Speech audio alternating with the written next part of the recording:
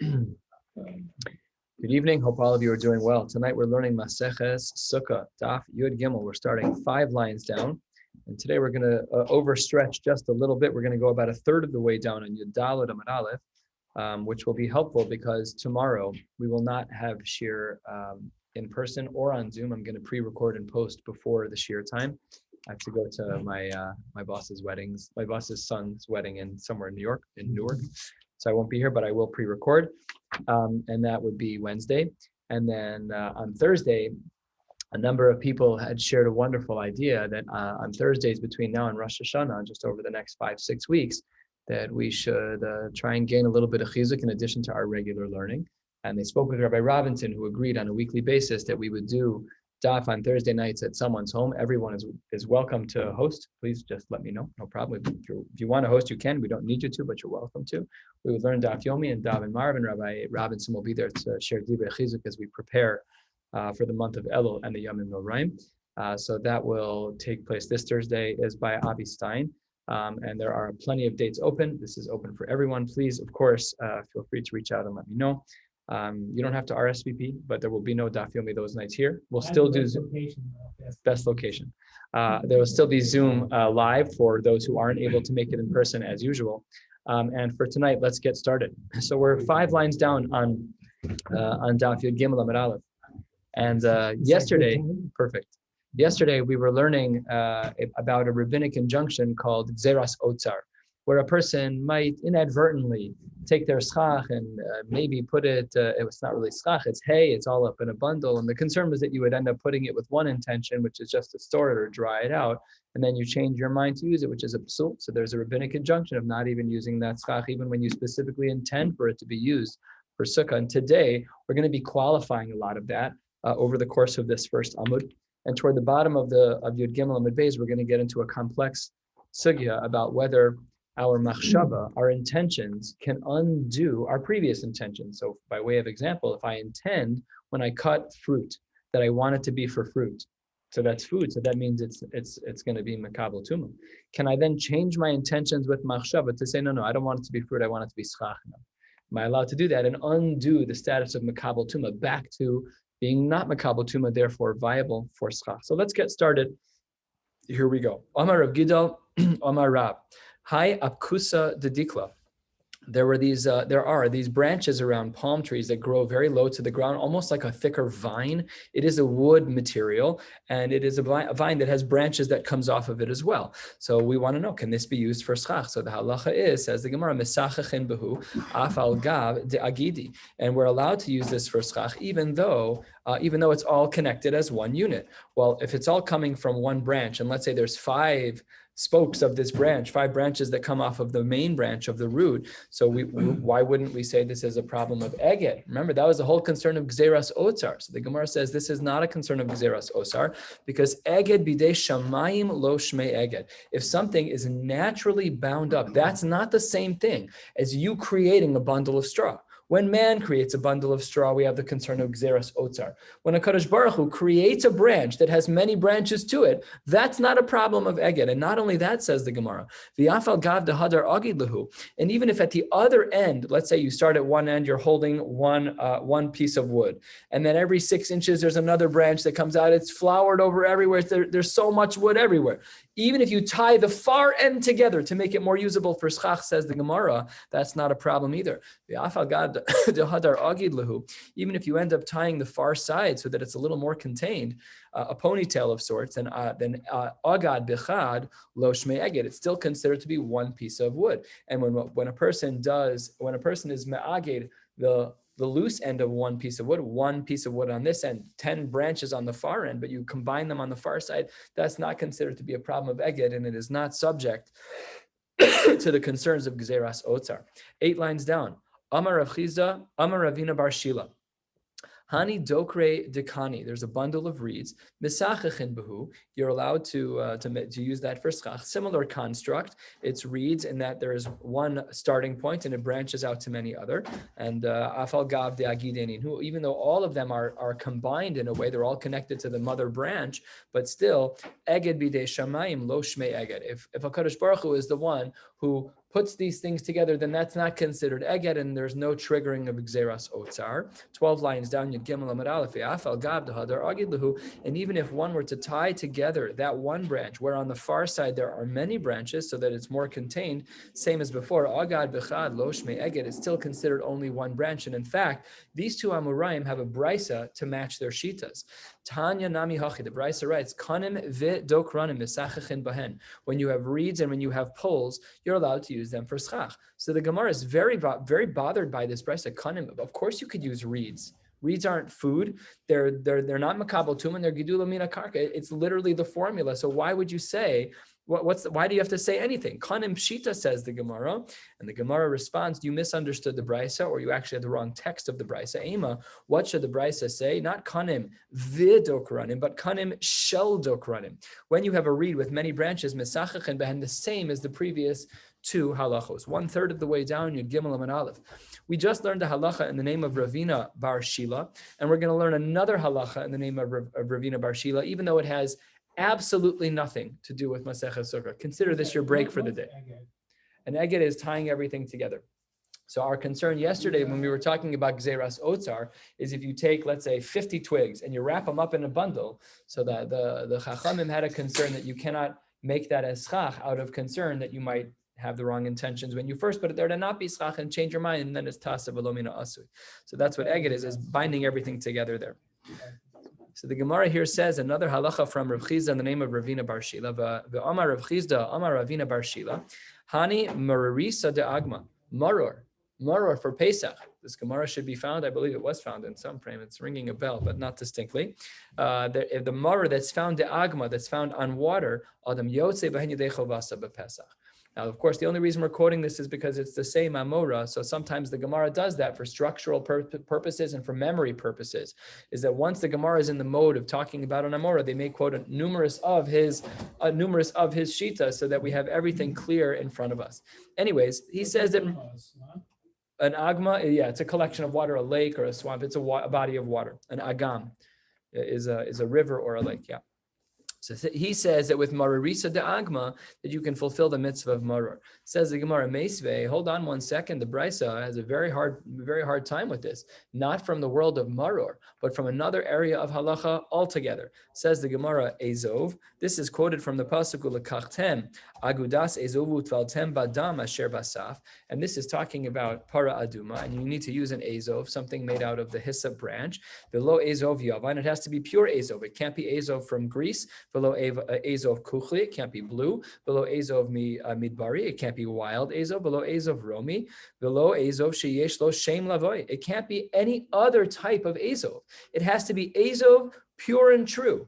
And if it has an accompanying descriptive name to it, then you cannot use it for Ezov. By extension, the Gemara is saying maror should be the same way. Why are you saying that the mararisa de agma it should be pure maror? Just like Ezov has to be pure and true without a descriptive name of where it's from or what it looks like, maror should be the same. So mararisa de agma, Rav Chizda says in the name of Ravina Bar Shila that you can use mararisa de agma. Why doesn't it have the same rules of Ezov where no accompanying names should be there? So answers the Gemara halfway down in Yud Gimel Amud Aleph Amar Abaye.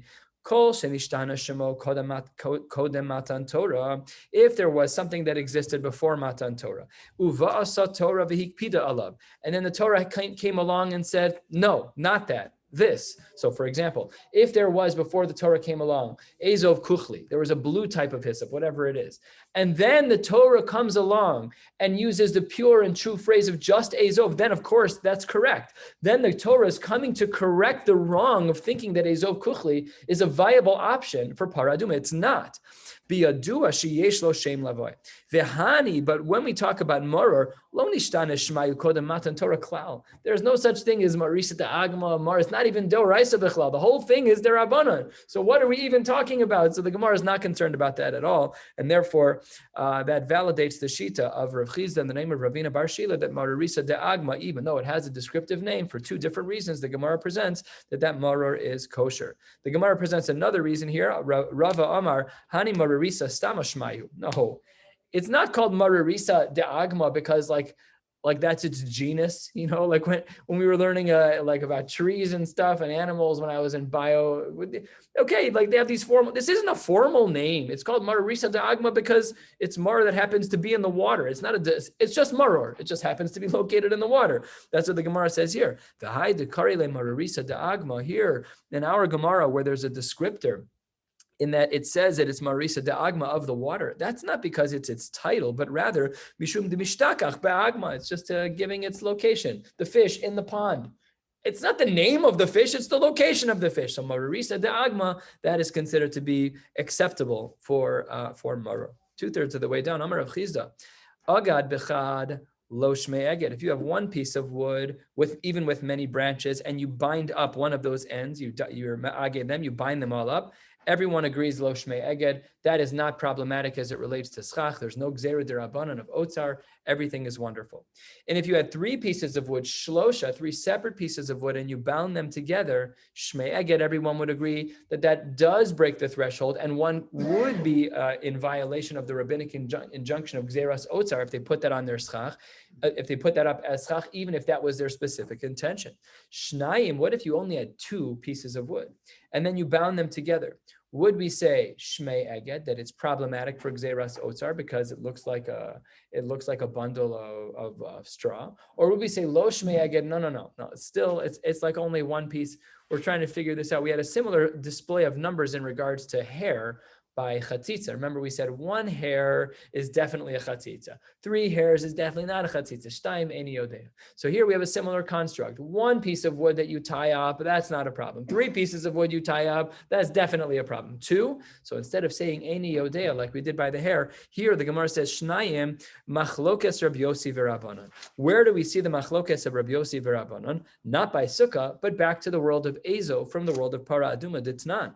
The Mishnah writes, Mitzvahs Ezov, Shlosha Klachim Uvahen Shlosha Givolim. It's 3 stalks with 3 branches from the stalks. Rabbi Yossi Omer, Rabbi Yossi was of the opinion, Mitzvahs Ezov Shlosha Givolin. It really is appropriate to have 3 branches, but Vishir Yoshnayim, it's okay if there's 2 left over. The Gardumav and the stump of this particular hyssop branch, that's Kol Shehu, any amount would be fine. So then that seems to be our machlokes, that according to the Tanakama, we have a mitzvah for 3. That's the way to do it. And according to Rabbi Yossi, it's okay even if it's 2. So that was exactly our machlokes that we were discussing. So let's analyze this machlokes a little bit. We're about 8-9 lines from the bottom of Yud Gimel Amud Aleph.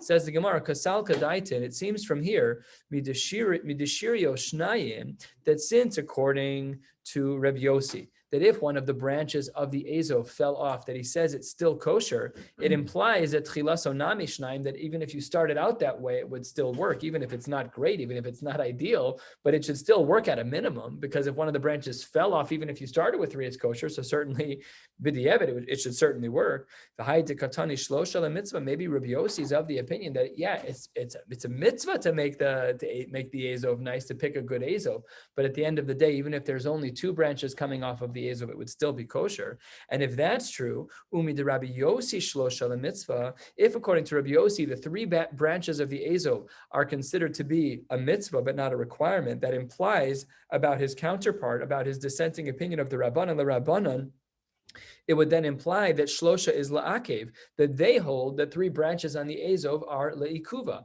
And this describes our machlokas, as mentioned, about whether or not 2 is considered to be okay or not okay. So says the Gemara, that's a problem. V'hatanya, 6 lines from the bottom, Rabbi Yossi Omer, you just wanted to paint Rabbi Yossi in saying that 3 branches is a mitzvah but not a requirement. But v'hatanya, the Brisa writes, Rabbi Yossi Omer, Ezov, if you have the hyssop branch, tchilaso shnayim v'shiryo echad pasel, that if you start with 2 and 2 branches on the Ezov, and then 1 falls off and you're left with 1, it's going to be pasel. But this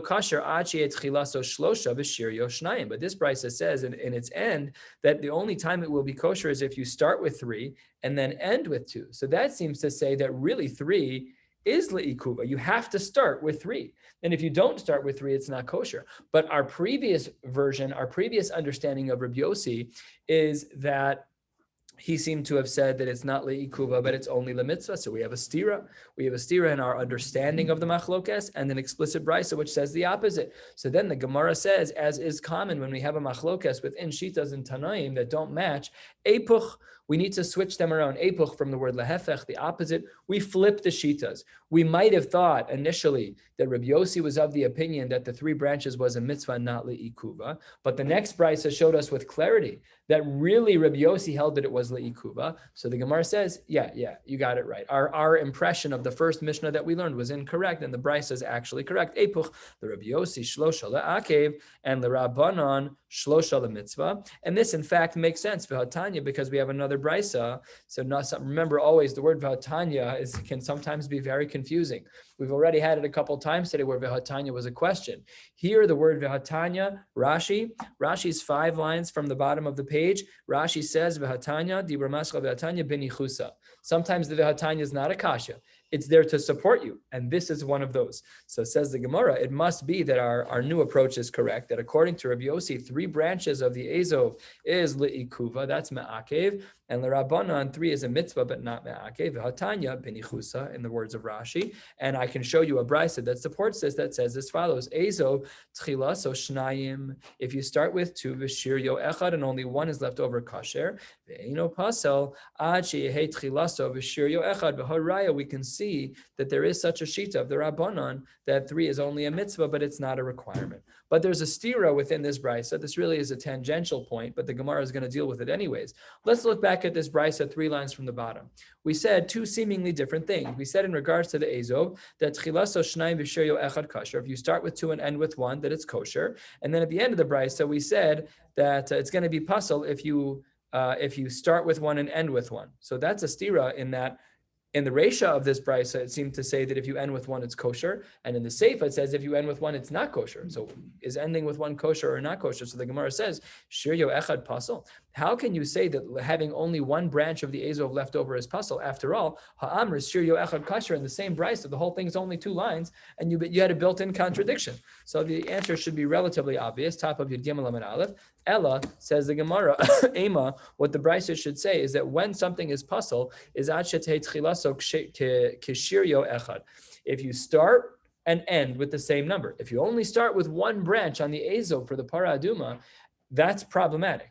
But according to the brisa, within the sheet of the Rabbanan, then it would be appropriate and fine to start the Azov with instead of 3. 3 is a mitzvah, 2 is a minimum requirement, and if one of those 2 falls off, then the Rabbanan would say that it's still kosher. And that brings us to the end of that small sugya on the Azov. But again, to answer the question that we were dealing with about what do we define as eged? 1, 2, or 3. So 1 is definitely not eged, 3 is definitely eged, and 2 is a machlokas in the Tanai. On the top of Yud Gimel Amud Beis on the second line says the Gemara, let's look again at other types of bundles and let's see how that compares to Gzeras Otzar. Darash Meremar, Hani Asuraisa de Surah. There were these particular bundles of twigs or sticks in Surah. The halacha is Mesachachin Behu Afal Gavda Agdan. One is allowed to make schach out of that, even though there's eged. Why? Why would that be allowed? That's a classic case of Gzeras Otzar. It's for sure more than 3. You have a whole stack of, let's say, 20 pieces of wood. So sometimes when I go to Jewel outside, they have all of the firewood wrapped up in plastic. It's like grabbing one of those and sticking it on your sukkah. That's more than 3. And 3 is problematic. So what does this mean? How can you have the Isuraisa de Surah? You have a whole bundle of twigs. How does that work? So the Gemara gives a preclusion to something 3 or above, to having more than 3 things in one eged. Says the Gemara, Liminyana be'almahu da'agdan. The only reason why they were put be'eged, why they were tied up, was because they're being sold in a specific amount. So my wife, when she makes chicken soup, she puts leeks in the soup. You ever buy leeks from Jewel, you'll find that they're always rubber banded, 3 in a group, but they sell them by the pound, right? So I always take out 1. I only need 2. And that's mutter b'mutter, no problem. But let's say that they were selling them by the bundle, right? If you're buying something by the bundle, then you can't take it out of the rubber band. But what's the point of the rubber band? Because this is how we sell it. It's not that we care that they're bundled up. It's just to identify what's being sold at what price. So the Isuraisa de Surah, the only reason it was tied up that way was Liminyana, to tell us what the actual number of pieces per bundle at its cost should be. And therefore, that's not considered a problem of Gzeras Otzar. So even though it's true that 3 or more items that are bundled together would be a problem of Eged, it's not true if the reason that they're bundled is to have a count. And that would be a preclusion here. And then says the Gemara, similarly, Amar Rabbi Abba, Hani Tzrife de Urbani. There were these types of containers that were for Urbani, that were for catching birds. If to go into your mind's eye, we've probably seen this in history books, encyclopedias, movies, where you'll see like a bird's cage that's made out of twigs, and the twigs all come up to the middle, and they're tied with some twine, and then the remaining twigs just kind of stick out at the top. So it looks kind of like a dome, but it's all made out of reeds, 20 reeds coming up from the sides, wider at the bottom, tapered at the top, conical, a little bit like the shape of a dome, and then the twigs come out the other side. So that's what we're talking about here. Hani tzrife de urbani. As long as you untie at the top, if you untie at the top where all of the twigs come together in that little ponytail shape at the top, so then that is considered viable. That's considered kosher for schach. You can throw it up on top of your sukkah. Let me just finish the din and then I'll take your question. Hi, asks the Gemara, but the only reason that this thing took shape is because all of the 20 twigs at the bottom, there was a weave of thread around all of those 20 things to give it its shape. So even if you untie the top, the bottom is still tied. It's still be'eged. So how can you say it's kosher for schach? It should trigger the Isser D'Rabbanan of Gzeras Otzar. So to answer this question, the Gemara says as follows. Amar Rav Papa, Deshari Lahu, you did untie it, but it was not actually removed. It was untied, but the rope was still there. Rav Huna Bered Rav Yeshua Amar Afilu Tema Delo Sharilu. Even if you don't untie it, Kol Eged Eno Asui Letaltalo Lo Shmei Eged. Another very important principle that if the reason why the tie is there was not to be able to carry it, that's not considered a tie. It's only when you tie things up in order to carry it. Text. So it's anything tied up. Even if it was tied up to Shema for the Sukkah, it's still a problem. Unless you have the exclusions that we've learned that the reason why it's tied up is in order to have a certain number of pieces tied up because it's being sold like that. Or this exclusion that we just learned right now, that if it's not tied up in order to carry it that way, right? Those are the two exclusions. Otherwise, yes. So let's say you're driving down the highway, you buy a bundle of hay. So no, that's a bundle of hay. That's Gzeras Otzar. You cannot put that on your schach, even if you sit there with all the kavanas of the Arizal and building your, so it doesn't make a difference. Gzeras Otzar, you're not allowed to use it. Like the rolls and stuff. Roll like the bamboos? Yeah. That's a great. So we spoke about this the other day, that there's a shiur in the postgame. Rabbi first was makil on the ones that are sold at Home Depot. I have like 8 of them in my house. They're pretty thin, so I double layered them. But all of the wires have come off the side. So that the haraya, the only reason that it's there is to make sure that the pieces don't fall. It's not there to carry it. It's just to make sure that up there on your sukkah, just to make sure that they don't fall. So he was matir, those particular ones.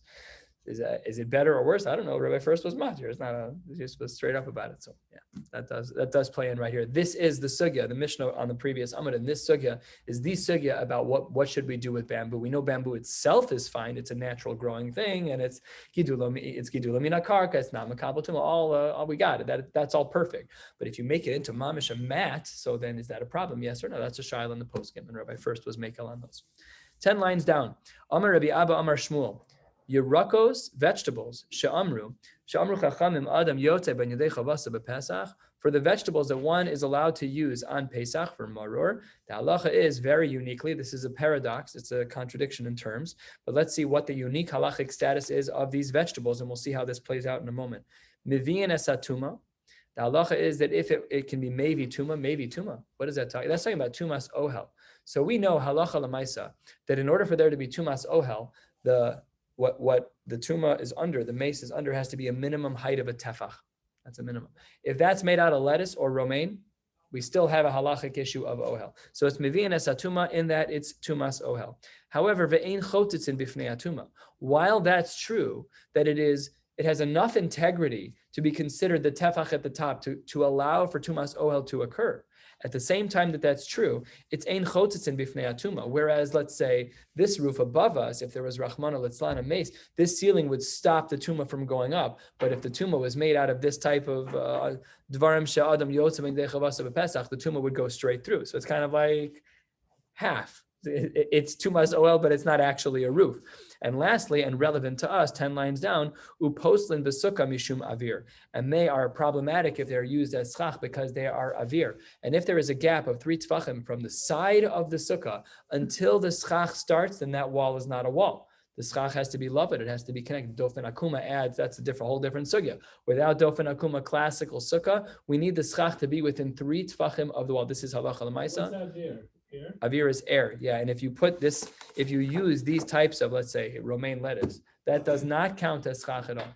It doesn't count at all. It's avir. It's empty space. So let's say you have your bamboo starts 5 tfachim in, and you have 3 tfachim of lettuce. That's not a kosher wall. That wall's out. You can't say that empty space that prevents the tumor from going up. You can't prevent the tumor unless it's a legit covering. Exactly. So that's exactly how we learned this halacha of sukkahs from there. We saw that just like by the tumah, that the ceiling of romaine lettuce wasn't strong enough to stop tumah. Therefore, by definition, it's not strong enough to be schach. It's exactly right. Yes. Uposlin, the sukkah mishum avir. Why? It was strong enough to stop it. No, it doesn't stop tumah going up. The only thing it does with tumah is that we allow the romaine lettuce to function as an ohel, as a halachic ohel. So let's say, I don't know how this could happen. Let's say you had a beam that was 1 tefach wide of romaine, the stalks, whatever. It's 5 feet wide. You have a mace under here and a mace under here and lettuce across the top, 1.5 tefachim. That's tumah doraisa. But as it relates to tumah piercing through it upwards, doesn't stop it. And therefore, to your point, therefore by sukkahs, it's not considered to be schach. Okay, next sugya. This is going to dig into the lumdish part for today. We're a third of the way down. Yud Gimel Amud Beis. Let's continue. Amar Rabbi Abba, Amar Rav Huna. Habotzer lagas ein lo yados. A person who is taking grapes to bring them to a wine press, ein lo yados. What are yados? So yados is explained as follows. We have a halacha of tuma that the food itself is susceptible to tuma. And in fact, even if the stem, the yados, if the stem is still in the grape, and some tuma touches the stem, will that tuma transfer over to the grape? Yes or no? The reference of yados is to the stem of a grape or to the stem of any food. The food is always, of course, susceptible to tuma. And we're asking, what happens if the tuma only touches the stem? Would it transfer over to the food? So in regards to the case of habotzer lagas, a person who harvests grapes in order to put them to the wine press, ein lo yados. There, we're not concerned about the yados, about the tuma status from the stem. We'll learn a little bit more about this later. And V'Rav Menasya bar Gada Amar Rav Huna, he says akotzer l'schach, that if a person is cutting something for the sake of schach, there too, if there's vegetation attached to it, ein lo yados, there as well, we're not concerned about the tuma traveling from the stem to the item. And now we're going to analyze these two shitas and compare them to one another and rank them, because there's a chiddush by one and not by the other. So says the Gemara, Man de Omar kotzer kol shekain botzer. According to the newer shita that we saw of Rav Menasya bar Gada, who says that kotzer for schach, that the stem of that will not generate tuma, then it's all the more so true by botzer. It's all the more so true in regards to the grapes, because what's the chiddush about the grapes? What's more unique about the grapes? Delo nichale, by the grapes, we in particular really wish that the stems were not there. Delo nimtzie lechamre, because we don't want those stems to absorb any of the wine. That's a waste, and we don't want to waste that wine. So Rav Menasya would be of the opinion that both his case and the case of habotzer lagas, we would say that the stems don't transfer tuma. But Manda Amar Botzer she'ein lo yados, according to the first shita that we saw in this section, the shita of Rabbi Abba Amar Rab, according to him who says that by botzer, by the grapes, that we don't assume that the stem can transfer tuma to the grape, aval kotzer yesh lo yados, we would assume that there is a halachic issue with the stem that is going to be used for the schach. Because it's better for us to keep the vegetation there in order for there to be schach that will actually stay in place. Let me explain. Let's assume that we had stalks of wheat. The grain is at the end of the wheat, and the shaft, the stalk, is otherwise empty. So says the Gemara, in this case, we really want both pieces. We want the stalk because it's perfect for schach. We don't want to take out the grain because the grain helps to weigh down the schach a little bit. It's probably the heaviest part in density of the whole shaft of wheat. So therefore, because you want both of them for schach, therefore both are important to you, and therefore yados, therefore the stem, the stalk, can be metame, the grain. So this is again a nuanced sugya in the world of Tumah V'Tara. And now says the Gemara that the approach that we learned from Rav Menasya Bar Abba, says the Gemara, Nema, let us say a little bit more than halfway down on Yud Gimel Amud Beis, maybe we should say the Rav Menasya Bar Gada Tanoihi. Maybe we should say that his shita is really subject to a machlokes Tanoim. The Tanya, we learned in a brisa, Soche te'enim uvahen te'enim, branches of figs, and there are figs on those branches. Parchilin uvahen anavim, it's vines of grapes and grapes. Kashen uvahen shibalin, it's stalks of wheat and the wheat themselves with the kernels in them. Mechabdos uvahen tamarin, it's the branches of date trees and the tamarim themselves. Kulan, in all of those cases. Im psoles meruba al ha'ochlin kshera. If, says the Tanakama of this brisa, if the branch part is greater than the food part, right? Because all of these cases have their vegetation on them. If the branch part is greater than the food part, you're good to go. Kshera v'imla psula. And if the branch part is not greater than the food, namely if the food is greater than the branch, then you can't call that schach anymore, because the majority of that is going to be food, and food is makabel tuma, and something that's makabel tuma typically is ineligible for being schach. And that's all the Tanakama. Acherim, this brisa continues. Acherim omrim, no, the ratio is not just a question of branches against the food, but here we see that they also include the stem, the yad. What do the Acherim hold? Acherim omrim ache yehu kashen meruben al hayados vi al haochlin. We need the wood to be greater than the stem and of the food. My lad b'hakamiflage. Doesn't this brisa show us about the machlokes that we saw in the name of Rav Menasya Bar Gada? What's that? My la behaka miflage demar savar yesh lahen yados. The latter shita, the shita of Acherim, does consider yados.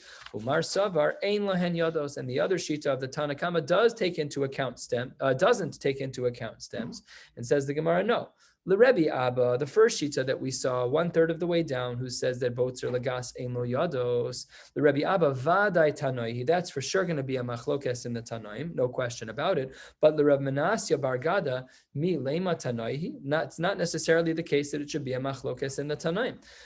Why is that? Because Amar Lach Rav Menasya, how could he say that it's not a machlokes Tanoim? Because he would argue 7 lines from the bottom. Tekule alma sabre, everybody holds as follows. Hakotzer l'schach, if a person is going to be cutting vegetation for the sake of schach, ein lo yados. And v'hacha b'maya skinan, what are they dealing with in our case? Says the Gemara, a unique case, and it really goes back to where we started today, which was the gzeras otzer, kigon shekotzitzin le'achila. When you cut the vegetation, the branches with the dates on them, let's use that as the example. If you cut branches with dates on them, your initial intention when you cut it was kotzitzin le'achila. This is going to make for a great snack. I went to Charlotte for dinner tonight to celebrate my sister's birthday, and great. We had rumaki. There's dates in them. They're very good. Dates wrapped in fried pastrami. Very, very good for the arteries. You should definitely try them. So that there, if the reason why we tore down that branch with all the dates on them was to sell them to a store to make a dish, then that's for sure le'achila. But what happens, says the Gemara, v'nimlach aleim l'sichuch. But then you change your mind. No. I know I cut it down to sell it for the store, but you know what? I'm getting close to Sukkot. I'd rather keep this for schach. Can I do that? Once I harvest something for food, it falls into the category of mekabel tumah. It's a food now. So if I have a machshava, no, change my mind. Now it's not food anymore, and now it's not mekabel tumah. Can I do that? That's what the Gemara is bothered with. Says the Gemara, I don't understand. If in fact that was your initial move, that when you harvested the dates, you were kotzitz le'achila, you cut them for the sake of eating them. If that's true, my ta'amayhu derabanan, then why would the Rabbanan be lenient? You didn't start eating it. Doesn't make a difference. How can you change your mind? The Gemara is going to mamish ask your question of, can you just change your mind? That's what the Gemara is going to. We do, but the question is it halachically valuable? So that's what the Gemara says. And if you want to say like Danny is saying, Kosavre Rabbanon, Keman denimlach alein lasikuch batalale machshavto, that since you simply had in mind that I know I started for food, I was going to sell it to the store. Now I changed my mind. So umi batalale machshava bahachi. Is that sufficient? When I started, I harvested a branch that had dates on it for eating. And I'm like, you know what? Changing my mind. Can you do that? No. V'hatznan, last line of Yigimel Amud Aleph, you are not allowed to change your mind like that, or you can change your mind all you want. It's not going to change the halachic status of that branch that has on it all of the dates. What was your machshava when you started? Le'achila. Good, it's mekabel tuma. Now it cannot be used for schach. You had another thought? Congratulations, but it's not schach. V'hatznan, kol hakelim, when a person is making a kli, the halacha is yordin lidei tuma b'machshava. Yes, it is correct. We could make something into the world of tuma b'machshava. How so? Rashi, top Rashi, dibur hamaschil, yordin lidei tuma b'machshava. Mishechi sheyiv alav she ze yehi gmar malachto. I'm done with this kli. So while you're making the kli, it's not necessarily a kli. It's not done yet. But once you make up in your mind that it's a kli, now it's mekabel tuma. Good. Then says the Gemara, the ein olen mitumasan. How do you get out of the status of tuma? Was it with a machshava? No. Ela b'shinui maisa. So what do we see from here? We see from here that your machshava could make something into a kli that's mekabel tuma, but your machshava cannot undo that. So bringing that back to our case, when you cut the branch, you had in mind that you were going to cut the branch, it's la'achila. And now you want to change your mind, you're not allowed. How do I know we're not allowed? Because by a kli, my machshava can make it into a kli. I'm done. The kli is done. Now it's a kli. Oh, now I want to undo the status of a kli. You cannot do it by machshava. You have to do it by maisa. And in fact, the Gemara says so explicitly. Maisa motzi mide maisa umiyad motzi miyad maisa umiyad machshava. An action can undo an action and undo a machshava, but machshava, just machshava alone, eina motzia lo miyad maisa v'lo miyad machshava. A machshava cannot undo a machshava. So if you cut that branch l'shem achila, your machshava of now I want to use it for schach is a completely irrelevant feeling. It is puzzle for being schach. Because your machshava was already goren that thing should be for food, and that's makabel tuma. And being makabel tuma is a psul in schach. The chitema, maybe you'll argue that this rule that the machshava can't undo a previous machshava, the chitema hanimi li kelim de chashive, that's only by kelim. Kelim are very chashuv, and there we're going to have a strong set of guidelines where your machshava cannot undo your machshava. But maybe aval, yados, the stems of food, dilitzorech achilaninhu b'machshava naseh u'b'machshava salka. Maybe you might have thought that the food is different than the case of the kli. The kli is chashuv, in our case is not. Says the Gemara, still no. V'hatnan. Here's another machlokes, and we're going to have to figure out how this contrasts with what we're talking about. Another 6 or 7 lines for us for tonight. V'hatnan. How do I know that even over here by food, that my machshava of my initial machshava can't be uprooted by my later machshava? V'hatnan. Kol yados ha'ochlin, all stems of food, shebasisan begoren tehoros. If you are basisan begoren, you have a food, it's ochlin, right? And you do this process called basisan begoren. We'll talk about what that means in a minute. What does the Tanakama say? Now it's tahor. There's a way to remove tuma. All right, we'll have to see what that is. For Rabbi Yossi Mitame, he says that doesn't work. Now, what is this shebisasan begoren? What does that mean? So it says the Gemara, 2 lines before the wide lines. Amar basisan hitira gudan shapir. According to the one who says that we're talking about untying something, so that's actually not a bad move. If all you're doing in order to solve this problem, it says the Shita and the Tanakama, where it says Kol yadas ha'ochlin shebisasan begoren taros. If you're just untying them, what does that show you? It shows you that your machshava is pretty useless. You had to do something. Elalamanda Amar, my basasan, bisasan mamish. But according to the one who says that the word bisasan is not to untie, but is to crush something, the item itself.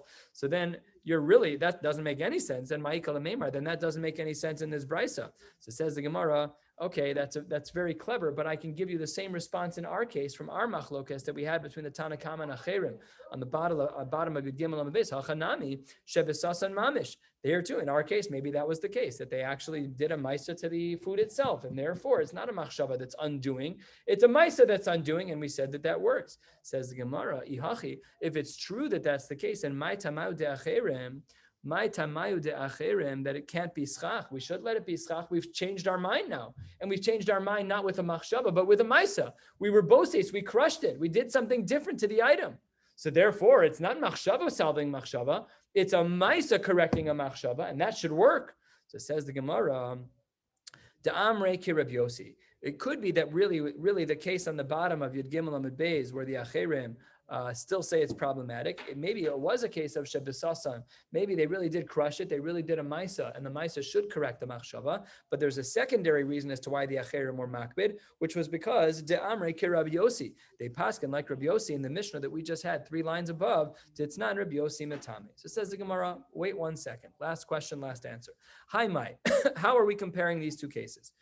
Bishlam Hasam, in this new Mishnah that we have at the top of the page, I understand this new case, Taima de Rabbi Yossi, that the reason why Rabbi Yossi says that the food is still tameh is Chazia Lechad Reb Shimon ben Lakish, because even if it's crushed up, the food is still usable, and if the food is still usable, it should still be makabel tuma. What did Reb Shimon ben Lakish say? To Amar Reb Shimon ben Lakish, Hol v'ruyas lahovchol be'atar, because these pieces that are all crushed up that used to be schach, they're still usable in that they can be used with a pitchfork. This was actually a little complicated. This was very unclear to me. But basically, the Mefarshim explained that these larger chunks of the schach that we're talking about, they were broken up into pieces, and when they would put them on the ground with things that required a pitchfork to throw them up in the air, all the pieces would stick to it, and then they'd throw it up, and it was actually very helpful. So it still had a use, even though it was a minor use. So Be'atar is a pitchfork. There was Ve'ruyos Lahovchan Be'atar. We could understand the reason of Rav Yossi to be machmir, because even though it's really not edible anymore, but it still has a use for food purposes.